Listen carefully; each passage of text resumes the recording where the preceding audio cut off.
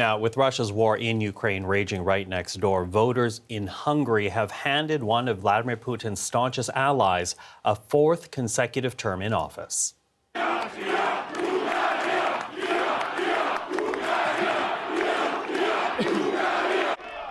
Now, at this point, Hungarian Prime Minister Viktor Orban, his party is on track right now to win 2/3 of Hungary's 199-member parliament.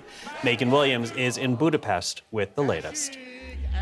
This is a victory that has surprised the Hungarian Prime Minister Viktor Orban himself. For the first time in 12 years, there was a mobilized opposition with grassroots movements to try to oppose him. In the previous 3 elections, that just didn't happen.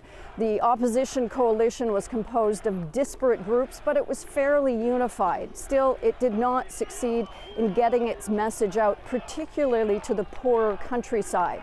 It had a majority of ridings that it took here in Budapest, but that's just 2 million of 10 million people. It really needed to convince the countryside if it was going to win this election.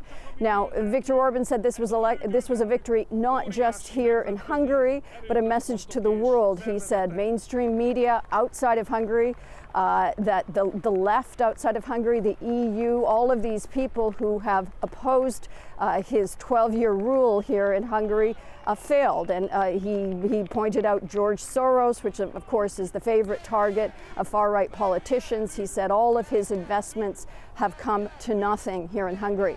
There was one defeat for Viktor Orban last night, though. He tied an LGBTQ referendum to the national vote.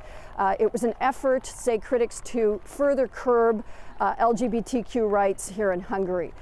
There were 4 questions, very skewed questions like, do you agree with the promotion of gender change in children?